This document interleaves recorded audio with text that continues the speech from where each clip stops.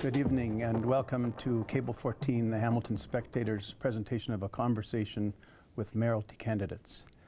Before we get started, it's been a tough day for many Canadians, all Canadians.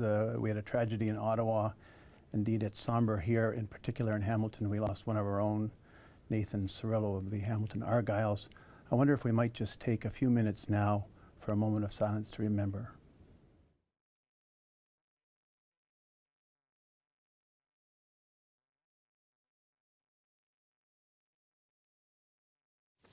Mayor Bobachina released a statement today after the news of the death, and in it he said, "The death of this young citizen soldier and the act of terror that took his life in Ottawa today give us all cause to reflect on the dangers that young men and women can face at any time when they don the uniform of the military and protective services to serve their fellow Canadians at home and abroad.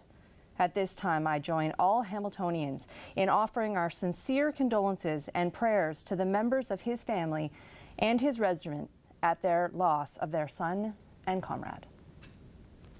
Thanks, Nicole. So here tonight we have Nicole I'm Paul Burton. I'm the editor-in-chief at the Hamilton Spectator. We have Nicole McIntyre, the elections editor for the newspaper and the website. We have Brad Clark, former MPP and a current council member, former Mayor Fred Eisenberger, and Brian McCaddy, a current council member. What we'd like to do tonight is have more of a conversation, and we're going to try, Nicole and I are going to try and keep it moving. But first, we'll start off perhaps with Nicole asking you the first question. So I'm going to start tonight talking about leadership. Isn't that the defining issue of any mayor's race? And you all have very different leadership styles. I've worked with all of you over the years, and I've been able to see that in person. And certainly on this campaign, some of you have, you've all been praised for your style, and you've all been criticized for your style. So I'm actually going to start by asking you very first to address your critics when it comes to your leadership style. And I'll start with you, Brian. Many people have said you're a West End guy with West End mentalities and you don't understand this whole city and you're going to have a hard time getting people on board for your vision. What do you say to those people? Well, Nicole, that's why I chose to start running on January 2nd, the very first day you could. In fact, I was half an hour ahead of Michael Baldessaro, which is, I could have stopped right there and I'd been way ahead on this campaign. But the other thing I did was I chose to visit every neighborhood, all 190 neighborhoods in our city. And that was purposely done so I could spend the time meeting people, thousands of Hamiltonians, greater Hamiltonians, people in Binbrook, people in Winona, Flamborough, Ancaster, Dundas, all over Hamilton, up and down, and Crown Point, and all over the place. And that was done so I could identify with those folks, understand those neighborhoods, and they're all extremely diverse, very, very different. And then I put together my campaign, actually, the platform, based on a survey I did. About 1,500 ideas came out of that from right across the city. We did this You Did It campaign to identify champions across Hamilton, people doing extraordinary things, and there are many, many of them. And then visiting all those different areas. That was the approach that I took to show Hamiltonians that I'm traveling all throughout the city, and that's an extraordinary experience. So, Fred, I was the City Hall reporter when you became mayor, and you were certainly known as someone who was affable, you were easygoing, but you were also known as being very stubborn. And some people felt that you did not listen to your colleagues, and because of that, sometimes you had a hard time getting them on side with you. Are we going to see that same Fred again if you're elected? No, you know what, I mean, I'll argue a little bit, not to be stubborn, but I'll argue a little bit. You got me trapped here. It's like, are you still beating your wife? No matter how you answer, you're going to be in trouble. Look, I mean, I'm pretty firm on some of the ideas I have, and I'm pretty clear about what my thinking is, and I expect others to kind of do the same thing, to be firm and clear. When things start meandering around, I find it a little frustrating. And I probably got more frustrated than I needed to be. And so I've had the opportunity to kind of reflect on that. I've been away for 4 years. I've worked in a different environment at the Canadian Urban Institute. It gave me a really good opportunity to work with other municipalities, actually, and kind of get a sense of how they operate, and clearly kind of learned from that I do need to spend a bit more time listening. a bit more time. And I don't know about collaborating because I was pretty collaborative. I worked with all members of council. I spent a lot of time in the back office with everyone, most everyone, kind of talking through issues and finding paths in terms of moving forward. But there were moments, some big issues that we dealt with that were complex. And I wasn't afraid to, though, allow debate to happen. And so there's this sense that, maybe we should just stop all debate, and when you get to the council floor, that everything needs to be done already. Well, I think the council floor is where you have that kind of debate, and you have that kind of opportunity to hear what all different parties have to say. And I wasn't really afraid to have that debate happen on the council floor. So, yeah, I'll be a better listener. I'll definitely be a better collaborator, but I still think that agreeable debate without being disagreeable is an important part of our political process. All right, Brad, I was also the City Hall reporter when you were there, and you were certainly someone who always did your homework. You spoke very well. Your colleagues looked up to you for that. However, you did face criticism, and you faced it from the other candidates saying you're difficult, you don't listen to other people, you stand alone. They say you won't be able to get along. You've challenged that and said, in fact, I'm a collaborator. So are you going to be a mayor that can get along with the rest of council? Absolutely, and I have proven that with my time as an MPP and as a minister and as a councillor, working with the councillors to develop new policies such as the whistleblower protection bylaw, access by design, where we release freedom of information documents not through a freedom of information search, but actually just simply release them when people are requesting those documents, so that we don't have these high costs and the frustration. I can tell you that many of my colleagues around the room frequently come to me for advice, and we offer solutions and work through to provide resolutions that would pass the overall concerns on the floor. I understand we're in an election. I understand that it's important for my opponents to draw stark contrasts, and sometimes they go a little bit too far. I get all that. But the average citizen that I've been speaking to right across the city from one end to the other said much like you did. You do your homework. I do the research. I understand the issues, the procedures, and I really help the council move forward. And they like that, and they like the fact that when people are being disrespectful, I'll call them on it. It's not necessary. Let's assume for a minute, regardless of what the three of you may think, or indeed what the media may think, the main issue of the election is, and assume that most of the people watching this evening, and indeed most of the voters, think that taxes are the big issue in the election, any election, and fair enough. And you all are saying, yes, we've got to control taxes, but you also know better than anyone else that taxes have to go up, that we have an infrastructure deficit, that economic development can help with the tax base, but it's a bit of a lottery. I'm wondering whether there'd be any mayoral candidate who could say, look, we're in trouble, folks. We need a lot more money. We've got a lot of work to do. Our roads and sewers are collapsing, not to mention the other projects we have to do. This is the only path forward, and this is inevitable. How would you respond to that? How would I Councillor Clark? respond to a candidate that said that? No, how Or would you me respond to saying the fact that we have economic challenges and we're trying to keep taxes low? That's pretty much what I've been saying. And I've indicated very clearly the fiscal challenges that we have at the city. We have a $200 million infrastructure deficit. We have a debt that's approaching $1 billion, and that will hit that in 2017. We already have an unfavorable variance for the city currently for $20 million. So we know we have serious challenges, and that's why I've indicated that these large, grandiose plans that really have no immediate benefit are irresponsible. We can't proceed down that road. In terms of the public, I can tell you everywhere I have gone, businesses and homeowners have said the taxes are too high. And they point factually to the taxes being too high. Burlington has lower property taxes. Grimsby has lower property taxes. We know that. what would you do to, what would you cut? I don't think we would be cutting things. We have to find the savings within the organization, just like we've done in the last 4 years. So we didn't cut staff. We didn't cut positions. We found ways for staff to be more productive. We asked our staff to find the savings within the organization, and they did that very successfully.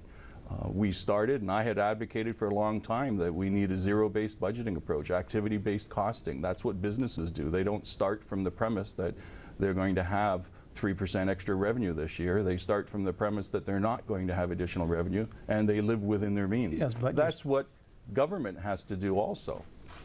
We can't say, oh, it's no problem, we'll just raise taxes, because that's not sustainable. Friend Brian, I'm going to ask you guys to jump in here because you've certainly all been there at budget time, and yes, staff had found savings, but Chris Murray has said clearly it's getting to a tough point. There's not much more cutting that can be done without it affecting baseline services. So how are you guys going to keep taxes low, knowing that economic development, of course, is the key, but isn't going to happen overnight? Mm-hmm. Well, I mean, Fred's touched on this as well. There was a report that we had done last term in council, the KPMG report, which listed about 20-25 different ideas, different areas for us to investigate as potential cost savings throughout the organization. And last term of council, we bid off a series of those, about 9 or 10 of them. And there are still more for us to look at. So that's really where we're going to have to be. And I know what you're saying, and I've heard Chris Murray say this as well. The challenge we have is with the tax competitiveness study that we do each year, we're still 9-10% above our comparator municipalities. And the ability to pay in Hamilton, that's the average median income, and the ability to pay is lower than those municipalities, so we've got that little bit of double whammy. The real focus we need to have is on creating more revenue in the city, raising new property taxes from new folks coming to town. We haven't grown much as a city over the last number of years. I think we need to grow by at least 10,000 people per year. New taxes coming in, more businesses. I mean, that business ratio we have between residential and business, that's really the root of the problem, and we need to eat away at that by attracting more businesses. So it's a revenue issue in addition to the costs as well. Fred? So it's a combination of things. I mean, I know what you want us to say, and I don't think anybody sitting here is going to say, I'm going to come in and raise taxes, but I think the reality is that zero sounds good, but the fact is that every year we hit zero, we're actually going backwards 2% because inflation takes up the room. So then you're really starting to limit yourself in terms of your ability to generate capital to actually do some of the work that has to be done. I mean, I know there's an argument that we're in sad financial shape. In fact, we're not. I mean, we've got a AA credit rating. Our ability to deal with our fiscal challenges are there. What we are struggling with is that revenue picture that continues to hamper us going forward, and that's in part the revenue that we need to get out of new business opportunities. That's why we build an expressway to generate more revenue, and that's what in fact happened out of the expressway opportunity. That's why we're setting aside an airport employment growth district to find an opportunity to provide new businesses, and that generates more revenue. And on the same equation, we need to find efficiencies in our system. So when we have, for instance, garbage truck workers working 5 hours a day, and we know it, and they're getting paid for 8, there's something that we need to make adjustments for to find some savings in the system. And the savings are there. There's a report sitting on the table that identified, I think, more than 25, almost 100 different recommendations that we could follow up on. And only 9 or 10 of them have actually been enacted. And there's room there to do more, and we need to do more. And I'll say this too, and this always sounds like passing the buck, but we in Hamilton, Windsor, and maybe to a degree in Toronto are disadvantaged by the funding regime that the current federal and provincial governments lay down to us. Right? We don't get the funding that we deserve based on our age. So Mississauga gets good funding, but they're a new community. They just put it in their pocket and they build some more good stuff. We need funding to deal with our old aging infrastructure. We need funding to catch up on the social services downfall that we've been struggling with. I mean, the funding regime for older municipalities is not very good, and we need to work with our federal provincial partners to improve that. Fred, I just had one little tiny piece. absolutely. I just thought of it. we've talked about the culture at City Hall, culture in the departments, and Chris Murray's working like crazy on that to try and get people a little more customer service focused and deal with some of the real problems we have in the departments, individuals and all kinds of stuff. I think there's a ton of potential to go to our workers in the city and say, where do you guys see the savings, not just at the management level? And I've talked to some of the QP workers, the Amalgamated Transit Union, the bus drivers, and those guys and gals know some of the areas to save in. We don't have that kind of relationship right now where they trust us enough to bring some of those ideas forward. I think that's an opportunity as well. Councillor Clark, you were shaking your head there a minute ago, so Well, yeah, thank you. That's actually in my platform. I talked about reaching out to our employees and working with them and seeking their advice. I didn't read it, sorry. And the Moody corporate bonds, we may have a AA credit rating, but they have warned us repetitively that our debt load is high when it comes to our cash flow. And their concern is that the special grants we used to get from the province, we don't get anymore. And they've indicated very clearly that development charges are not something that you can depend on because of the economy changes. You may lose those development charges. So our own source revenue to cash flow is getting very strained. So we need to concentrate on our finances with a fine-tooth comb to satisfy those concerns. you guys have all said that, and so has every other politician in the world, perhaps, certainly in Canada. But in the last 4 years, we've done that. Yes, absolutely. We've but, really but, done an excellent job on our finances. but we've got more to do. Absolutely. So it would seem to me logical that you've either got to cut services or raise taxes, one or the other. And each of you, as I understand it, is saying no. There's more to be. There are more efficiencies to be found. Yeah, I think just so. wanna get Clearly that on there's, record. there's more, This and past time, there's a report lying there that you know, if you don't follow up on it, then you're not going to find those efficiencies. And you know, I mean, we're all going to talk to the frontline staff. I mean, let's be serious. You know, no one's going to ignore their recommendations and their issues. You know, Tony Tolis, our former finance manager director. Has said pretty clearly to me that, you know what, our debt load is manageable. We're not struggling to manage the debt load. We've had to have debt to upgrade our water and sewer system. That's the main driver of our, and no one would not want us to do that. Clearly, that's a must do. But at the same time, we have opportunities to generate more revenues and find more efficiencies. I think we do that first before we start delving into tax increases. That's my view. And Do you think what in residents that are report feeling would you satisfied implement? that they're getting value for their taxes? I think so, yeah. I mean, Brad's talked to this past term of council. We are actually down below zero in our departments, 0 minus 0.1. The boards and agencies was the challenge, and the police obviously that got us up to that 1.3%. So it was quite an extraordinary experience the last 4 years working with council to define those savings, and I think there's lots more there. I guess what I mean too, though, and I'd be interested in Brad actually hear this, because when I actually hear a lot, it tends to be from the suburbs. People, I belong to a lot of groups in Waterdown, and I hear a lot of people saying there, I don't get enough value out of my taxes for what I pay in terms of what is offered in my community, and there's still some resentment there. Do you think that people in the suburbs feel they're getting value for their taxes? No, they don't. And as a matter of fact, people right across the city don't think they're getting value for their taxes because they're paying 87% of the tax load. So just look at it statistically. If they're paying 87% of the tax load, and most communities are 60-40, then they're paying much more taxes than for the services that they're required, because they're paying taxes for the businesses that are no longer paying taxes, for those factories that left the city. That's what they're paying for. So yeah, they're absolutely correct. They're paying more taxes than the services that they get because they're paying specifically for business and industry that left our city. That's what's happening. And so without that real push to bring those jobs into this community, that's going to continue.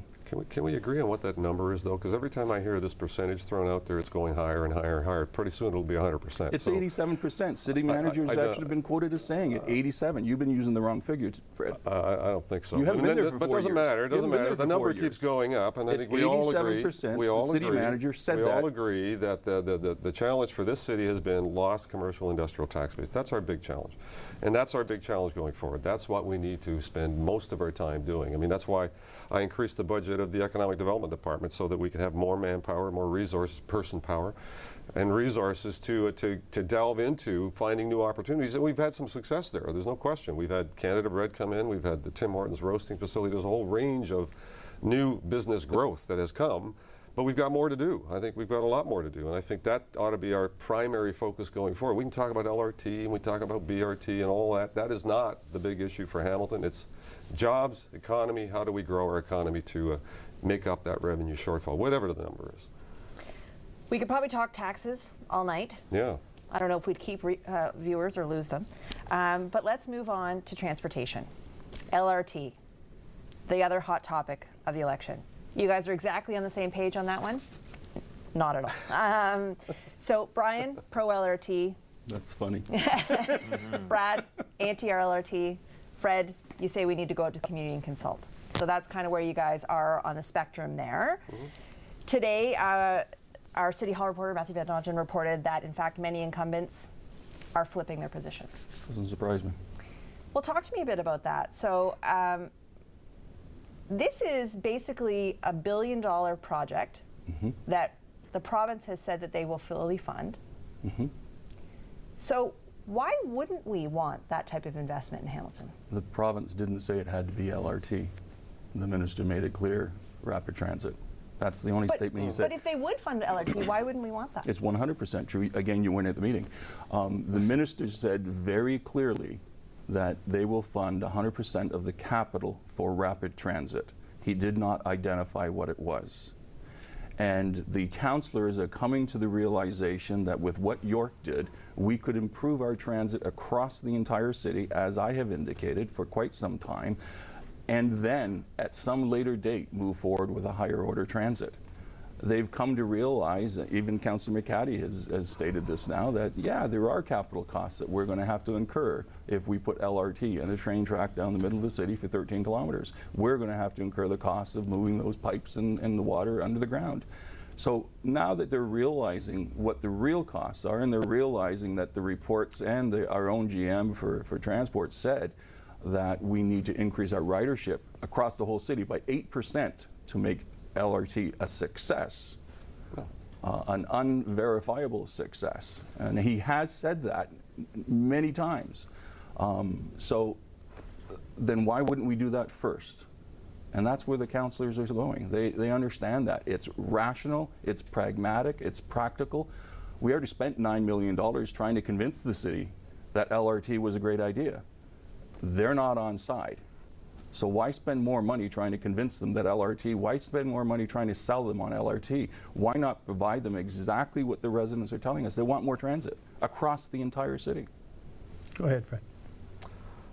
So, I mean, there's so much misinformation there. I don't know where to begin, to be honest with you. So, you know, Mr. Clark has had now 4 positions on LRT in the last month. So we started off with 7 years of support for LRT, you know, 100% funding from the province. He even admonished the current mayor for not following the party line. The city council said unanimously, let's do LRT 100%. The mayor didn't do that. He confused the issue and said maybe we ought to decide between GO or LRT, and that further kind of helped divide our community in terms of their understanding of it. And then the next position was we'll do BRT, and then it was, well, I don't mean the BRT that the report talks about. I mean a different kind of BRT with just more buses, but not necessarily dedicated rapid lanes. transit, Fred. And then it was, well, we'll do BRT, we'll just get more buses, and then we'll make them go faster. And then it was, well, we'll just get more buses everywhere and make them all go faster. So I don't know what Mr. Clark's position is. I think we need to be clear with the community. There has been a lot of confusion, in my view, in terms of what all of these issues mean, BRT, LRT, more buses. It's been a divisive issue now because it's kind of filtered into the election campaign. But and Mr. Clark at one point, you know, a year ago said, "Go Transit. Let's not bother with Go Transit. Too expensive. We don't need to do that." And now says, "Well, Go Transit's a high priority for our city. Let's move forward on that." So, you know what? Let's end the confusion on this. Let's go back to the community. Let's get the community back up to understanding what all the variables are. Have a citizens forum pulled together that is independent people from all across the community. Let them meet across the community, look at all the evidence, not new reports. I'm not looking to create another one. We've got lots of them that say good positive things about LRT, which, by the way, the business case analysis from Metrolink says that this is a winner right off the get-go. It's not a ridership issue, it's an operational issue that works right from the start, and it's at lower cost, in fact, if you do LRT. But having said that, the community on board, I get it, the community on board is not on board on this issue. They're very confused, and we need to clarify a lot of these issues and get this stuff on the table. Let's take an extra 6 months. Let's take some time to get it right. Let's inform our community and then get a decision going after that. And you know, I said a while ago that councillors were not supporting on this, and I was poo-pooed on that one, saying, yeah, they're 100% behind this. They're not, and they're getting pressure from their local constituents. I guess I'm gonna have to jump as a in because result. you guys aren't stopping anybody today, so it's a bit of a free-for-all, I guess. I was right? just about to stop. So, I'll give you your hard to tell. fair time. Hard to fair tell. time. So the challenge here is that the province, after long deliberation over the last 3 or 4 years with Kathleen Wynne as Premier, you know, in the end of the McGuinty period, Premier Wynne, how are we going to fund this thing? You know, the different gas tax ideas, the different funding tools, and kind of backed away a bit from those. But they've now put $15 billion in their budget. So they've got $15 billion sitting there for rapid transit and the GTHA. And we were way ahead of all the other municipalities. We did the plan. We did public consultation. You know, rapid transit. We decided to go with LRT, and we've got 30% design already completed for the King Street LRT. So we were ahead of all the other municipalities, and the province wasn't ready for us, or figuring out where the dollars have come from. Now the money's in place, and they need to decide at some point in the very near future where that money's going to go. So at a time like that, you need to stay the course on a strong council position, at least until the point that you've had the conversation with the province and they decide where they're going to go. You never want to negotiate. If you're in business, you never want to negotiate from a position of weakness, where we're starting to change the minds. There's 4 or 5 different ideas. You're frightening people with information that is not necessarily true, or information that we don't have yet about the operating costs, for example. So what we need to do is stay with the program. The province comes back, and let's just go for this for a minute. They say, you know, we're going to award you the $900 million, whatever it's going to be with the costing, and that's going to come back to council. Council's not going to say just great, we're move ahead. Council's going to say thanks for that information. Now we need to know what the operating costs are. We need to do a little bit more work on this. This is a stepwise, smart planning process. We know what we know at this point. Council does a little bit more work, identifies the operating cost, decides to go with Metrolinx running it, with HSR running it, some other plan, and then there's a lot more thoughtful decisions ahead on this. But you can't go backwards. If you go backwards when there's $15 billion on the table, that's not a smart thing to do. How much of an expense for Hamilton taxpayers would be too much? For example, let's just use a stadium as an example. The province and the feds put in 2/3, and we put in the final third. Would that be a reasonable thing? Because we thought all 3 of you voted for that and thought it was reasonable at that time. Well, we said 100% provincial funding, and at the last meeting Brad was at and I was at, and Mayor Bertina, the new Minister of Transportation, Mr. Del Duca, agreed that the model is 100% capital funding, and he wasn't clear what he meant by capital, Sure so that's a question we still need to clarify. But say it's the $811 million or whatever the number is for actually building the capital of the LRT. Then there's the costs of doing the underground work with the old pipes and stuff on King Street. And that's work we need to do anyways. And there's development charges that come in as a result of all the development that's going to occur along the LRTB line. That's really one of the main reasons why we're doing this project, is to be able to grow as a city, to increase our population size, and grow in a smart growth way. So we got all those additional buildings. Over 100 buildings will go in as a result of the LRT. Was the CUI study that was done. Fair play, you said a while ago, so let's transfer some turns over here. Look, I mean, I think the bottom line is it has to be 100% funding. You know, I was on the Metrolinx board. All of the projects that happened in Toronto and York, all 100% funding. They even funded the pre-design work that a lot of these communities did before they even got to Metrolinx, in fact. So Durham, York, 100% funding plus retroactive funding for the work they did prior to their BRT, advanced rapid transit. So, are you saying that there will be no expense to the Hamilton taxpayers? I'm saying that it's 100% funding, capital funding for the LRT. We already have capital funding set aside for underground work that has to happen along the line. Anything that has to move as a result of the LRT construction or BRT construction, depending on where we end up, would have to come out of the project costs, and anything that we've already got in the capital budget and work that we need to do on our own is our own work. I don't think it's complicated. That's what they've done in other communities. That's what they should do in Hamilton. And why should we have anything less than 100% funding that they've delivered in other communities? Brad, you're shaking your head. Fred is so wrong, it's not funny. There is absolutely nothing in our capital budget for the underground work on the 13 kilometers. There is nothing in our capital budget for LRT or bus rapid transit. We have not approved one dime. We didn't when he was the mayor, and we didn't in the last 4 years. We have not done that. So to say that to the residents, Fred, you really have been missing the boat. But No, I You're don't think stating so. I these think things- you're wrong. We have Fred, we have capital projects Fred, for underground work across the entire city, and some of them are on King Street. and Fred, Main you're Street. changing your statement I'm now. not. You did. No. You said along the line. It is not. We have nothing Where's the line? on the books Where's the along the line? 13 kilometers for Where's the the B line? line, Right. across the entire city. We have nothing. No capital dollars there. But Mr. those- Davis what had needs to be said that. done. Absolutely. Some of it needs to be done. But you Not didn't all of just it. discover city this. capital work You that didn't needs just to get done. discover I've been these raising potential- it. I raised it when he was there, and he said, But "No, why you're an would- obstructionist." You did But why not. did you support did it all not. along, and now you suddenly are backing off so much? Because the province kept saying it was 100% funding, and we kept trying to get the answer out of them exactly what they are going to fund. And then we find from the other municipalities, they're not funding everything 100%. It's not true. So the They're timing not, of your switch, let me though, with the finish. election- They're not, no, it was before 2011, and you've got the quotes in the paper. I said this is getting unaffordable. I said they drank the Kool-Aid, and I made many statements after that about this. So their position is I've changed my position. That's not what the facts is. Ladies and gentlemen, do the scans, go to Google and search it. You'll find those facts. They're all there. Everything that I'm telling you is 100% true. And Fred's been missing in action, and all of a sudden he's coming in trying to tell us exactly what's going on with LRT. Jerry Davis has said there is nothing in the capital. Mike Zagaric has said there is nothing in the capital.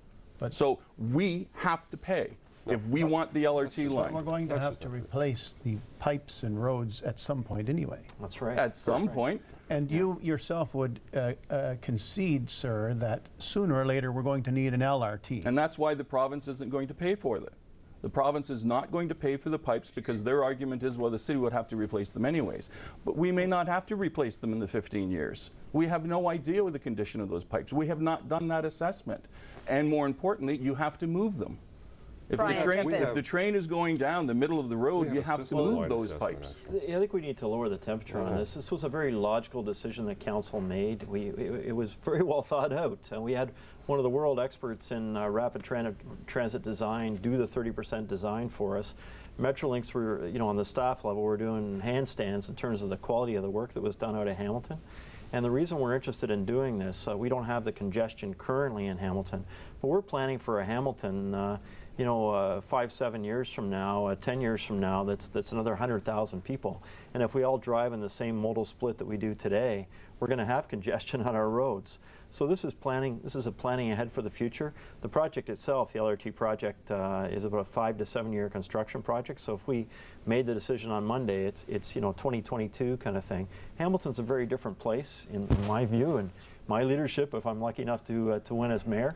In 2022, and we're planning for a city and a world that's very different. The climate change issues and the carbon emissions are way down with LRT. It's not as hard on the roads when you actually put it in versus the buses and the stuff going up and down King Street.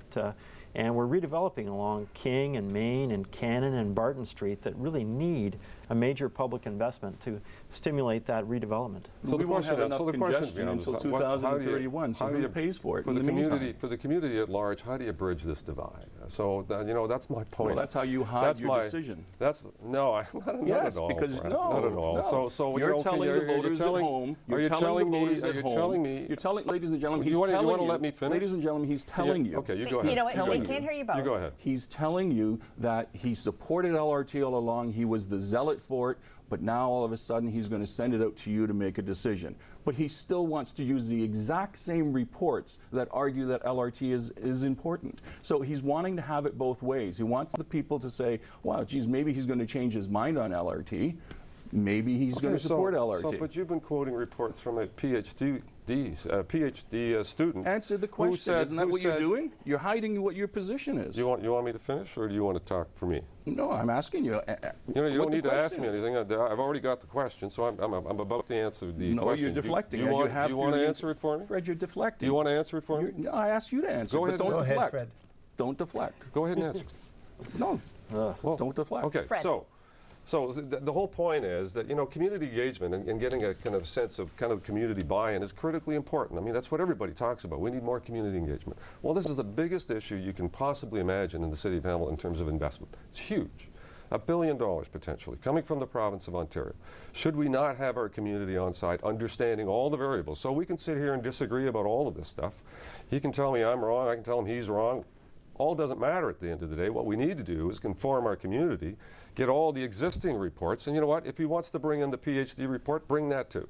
Bring all the reports that are currently available now. Let's sit folks down from all parts of the community, from Flamborough, from Stony Creek, from Winona, from the mountain, and all of those areas. Sit them down and let them have a look at all of the evidence. Have the media involved, have it reported out. It's the same process that we use for area rating, which actually created a landing for area rating that actually worked very, very well. Everyone agreed that even though they didn't think it was appropriate at the time, pulling off the Band-Aid wasn't going to work. What worked was we actually took some time to go out to the community and explain what was going on, and people got it. This is exactly what we have to do with this issue. Go back to the community, explain what's going on, tell them about all the variables, stop arguing about it, let them kind of make a recommendation, and let's move forward with that direction. And you know what? The province will fund what we tell them we want. I'm convinced of that. No one's ever said we're not going to get 100% funding. They've often said you are getting 100% funding, but be clear about what you're asking for. Make sure it's either BRT or LRT, but don't tell us one or the other, or would you fund one of these. Tell us what you want, and I'm convinced the province will fund it 100%. Okay. We, speaking of the different communities of Hamilton, we are a community of communities, famously, but are we really? And we have many different communities. Not all of them, shall I be risky and say, think kindly towards each other, or indeed towards the city of Hamilton. What is it that you can do, each of you? What vision do you bring to really make us that community of communities? What vision do you have to bring us together? And indeed, is it even possible, Brian?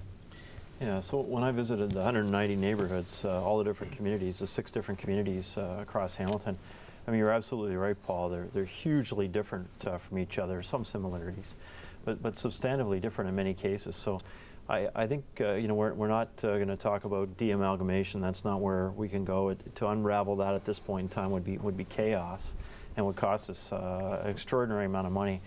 What we need to make sure is as we put policies in place, that they're not one-size-fits-all policies, that we've got the ability to interpret those policies in different ways to acknowledge the differences in different parts of the city.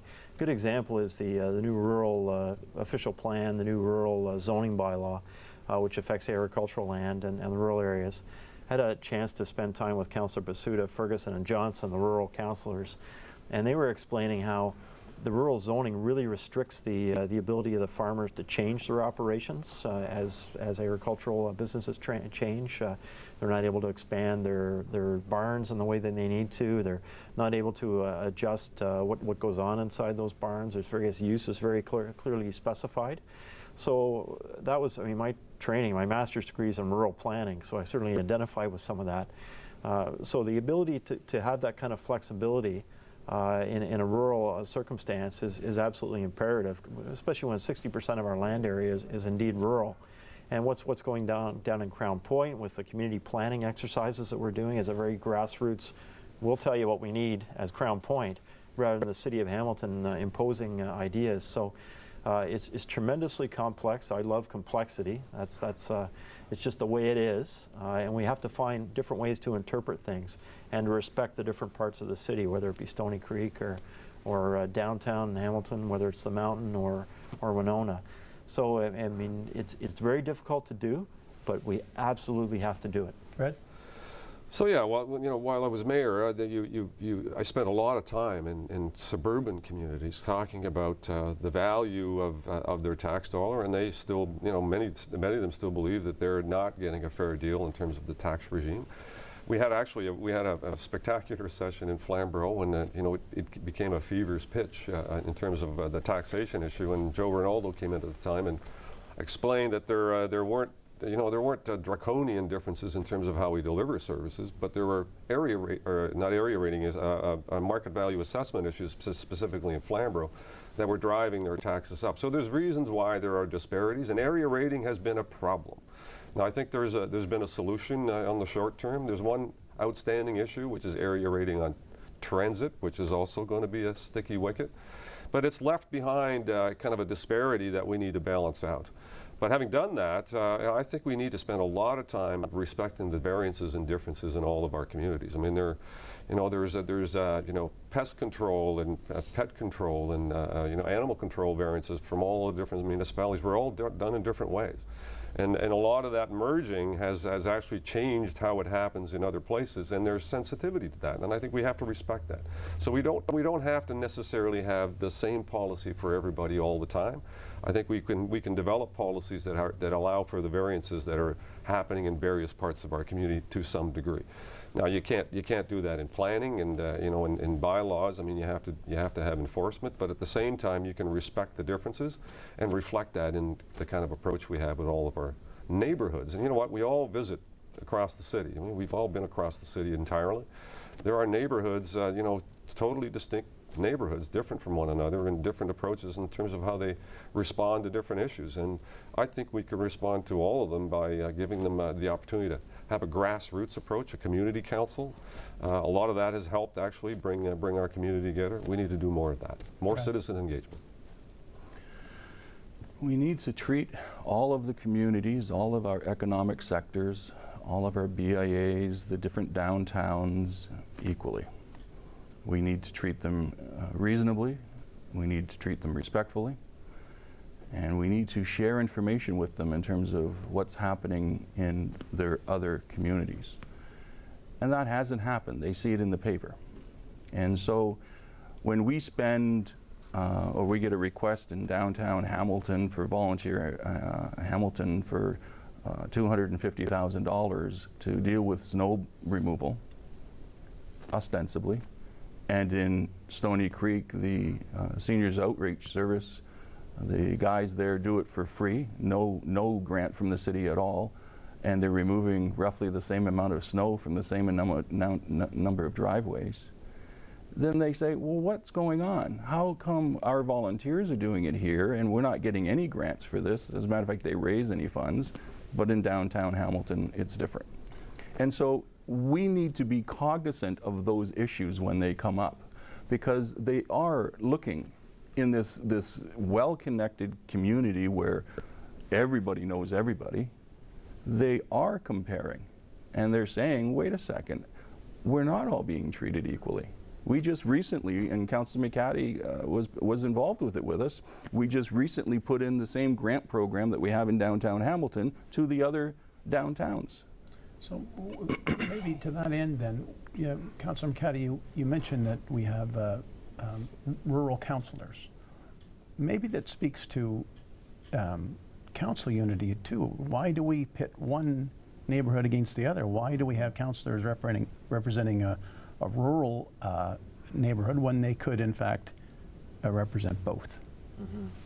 Well, the one thing we do have in front of us this term of council is the ward boundary issue and redrawing the ward boundaries. That may provide an opportunity to look at different ways to draw them that blends different parts of the city.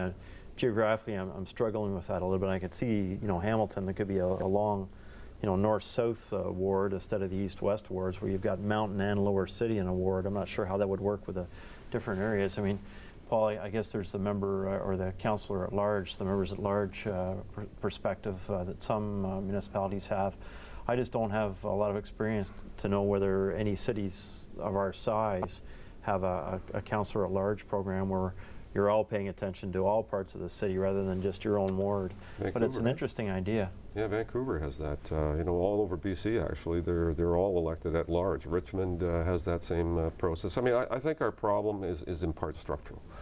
So we've kind of set it up to be confrontational. We have 16 councillors that, for all intents and purposes, by virtue of how they're elected, are responsible for their area, their ward. That's kind of the way they approach these things. And we need more councillors actually coming to the table with a broader view, a collective view about how to move the entire city forward collectively. So, there are other options, and I think that discussion has to start at some point, or whether we elect people at large, or whether we have go back to the Board of Control. I know London, Ontario had a Board of Control up until 5 or 6 years ago, and they've abandoned that. So it's almost a flavor of the month idea. We had it, we gave it up. London, Ontario also has wards that all take a piece of the downtown. Yeah, and take a piece that's of the another rural area. option. And I think in Toronto they're going through that exercise right now. In fact, the Canadian Urban Institute, where I was before, is actually doing the work in Toronto to look at boundary alignments to better reflect the kind of urban suburban issues that Toronto is facing with. And if you look at all amalgamated cities, we're all facing the same problems.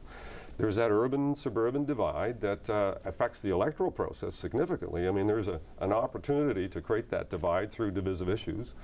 And it really does kind of jump to the fore that you can really divide this electorate by creating something that can drive a wedge. What we should be trying to do is find some measure of harmony through the structural process, and I think it's a structural issue. Brad? I'm proud of what this council has accomplished in the last 4 years. We've had more unanimous votes than ever before, and they've worked together on real city building projects right across the city, and there's been support from agricultural and suburban members for urban issues in downtown and vice versa. That's been happening. It didn't happen before, but it has been happening in the last 4 years significantly. And people are telling us, thank you, this is wonderful. This is what we need to do going forward. We can't go back. But we still need to make sure as we go forward that we're educating all of the community about the services that they're being provided in different communities. Maybe there's something that Brian was doing in his ward that makes sense in Ward 9 and vice versa. That has not happened as much as it can, and we haven't shared that type of information across the city. Where that becomes an issue is where there's an investment that the culture and the agriculture community scratches their head and say, well, why are you doing that? And that's where that challenge is. And we cannot merge our agricultural wards with an urban ward. The agricultural wards are so vast, they're huge. And they have a culture to themselves, they have a heritage to themselves, they have issues that are unique. My goodness, we're hiring an agricultural, rural planner because there is a distinct difference between urban planning and rural planning. So this council is moving forward in that direction. And so we're trying to make these things happen. But there will continue to be these issues as long as we have situations where the investments in one area all of a sudden pops up out of the blue without the explanation. And one of the challenges, and it happens frequently, is motions get brought in as a notice of motion, they waive the rules and they approve it and off it goes. And by the time the public finds out, there's, wait a second, there's no opportunity for comment. That has to stop. I think in the short term. I'm actually going to stop Brad for a second because Brad took a bit of a stab at Fred there, and I want to give you a chance to say he's suggesting that council didn't work together well and under your leadership. Thoughts? Well, I think it's just another poke. I mean, I get we're in an electoral process, and it's unfair, quite frankly. Council worked very well back then. We don't get me into it. I mean, we've there's been a common enemy in some respects in terms of this council term, and where the mayor has not really worked with council at large, and actually council is bonded together. I'd agree with that. There was a rationale and a reason for it, and it made some sense. You know what? All councils need to do well. So to suggest that nothing went well before and everything's perfect now is just nonsense. But we need to do better. It's all about moving forward. It's not about looking back. It's about what are we going to do going forward? How are we going to make our city better? are there structural issues that we need to look at, and do we have the courage to go there? I mean, just to say, well, you know, we don't need to do that because everything's just trickling along just fine, I think is nonsense. I mean, there's structural issues we need to look at, and other communities are doing just that, and they're getting great benefit as a result of that. I'm not advocating for it, but I think it's an issue that we have to start talking about. Brian, you were there during that term. Your thoughts? Well, I hate to be negative, but there were a lot of 9-7 votes and lost on a tie 8-8. So it was a very divisive period of time, and not to blame that all on Fred. It was a period of time where, you know, the farther we get away from amalgamation, the better we work together. So there is that sort of intangible as well. But I think what I was going to say is I think the key role in the short term is the leadership role for the mayor is to connect Ward 9 with Ward 1, you know, Ward 2 with Ward 14. Here's what's going on here, and here's what's going on in different areas. And Brad is right. Sometimes things do pop up, and he's having to explain some downtown development in Ward 9, and they're saying this doesn't make sense to us at all. So that's the role of the mayor. The mayor has to lead. The mayor goes between all 15 wards and needs to be able to work with all the 15 councillors and help them in their wards. And then having done that, communicate it with the other councillor, the other neighborhoods. Here's what's going on. Here's why it's going on. Doesn't make sense to you. Here's why it makes sense. That's the role of the mayor as leader. Okay. Well, so there was another negative poke. So I mean, come on. I mean, you know what? No, it wasn't actually about you. Shangri-La Wasn't now. about you, You know, things weren't so great before. Fred, you I were mean, so there was a lot inflexible. of there was a You must lot be of feeling bad. there was a lot of well. You were so There was a inflexible. lot of there's a pardon me. You were so inflexible. Oh, come on, give me a break. You wouldn't. I'm I a would raise an collaborator and issue. always have been inflexible with you because you didn't cooperate And with Councillor anything. But the Whitehead, and reality with is Councillor that Marula, the with majority Councillor mem- McCaddy, Are and you going to Councillor talk over me Bertina. again? You asked me a question. I didn't answered ask it. you a question. I was making a statement. We're So going to I run out think of there's time before we finish, so I would like to wrap by asking you each to tell us a little bit about what your vision is for Hamilton. And I think that our viewers tonight, it's one of your last chances to do that. Our viewers would appreciate more than just I'm going to be a leader and bring people together. They really want they really want something interesting about what is your vision for Hamilton. Are we a city by the lake? Are we an arts community? Are we an environmental community? Are we, I don't think it'll do just to say, we're going to bring more industry and lower taxes. The catch is you have a minute. A minute. Okay. Important to know. Well, I think, Hamilton could be, really needs to be one of the leading cities in our country, and we're getting that kind of attention right across the country. Mr. Nenchi's here tomorrow night, and that may be to poach our young McMaster folks, but we'll talk about that tomorrow night. But it's the city that's got the best geography in the whole country. We got the Niagara Escarpment going right through the middle of our city. Bruce Trails, a Hamilton idea. We've got the Bay, which is just an extraordinary area with the wetlands. Cootes Paradise, the Cootes to Escarpment Park, which is going to be the third largest park in the whole country. We've got all that, so the quality of life in this city is just extraordinary, and it's a very affordable city.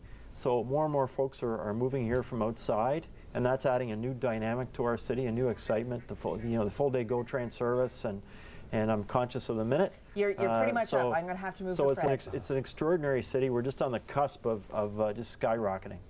So let me take it from there because I think Brian's 100% right. We are in a glorious position to move our city forward. We have a brilliantly diverse community. It's growing in terms of ethnicities coming from all places of the world to come and land here. We have an immigration strategy in place that welcomes them here and that provides them opportunity in terms of new business. And we have a waterfront that's growing that we spent years working on in terms of providing trails and new parks, and now it's starting to morph into residential development opportunities. We have a rail land sitting there waiting to be utilized, I think is really key for us to mobilize and move forward on.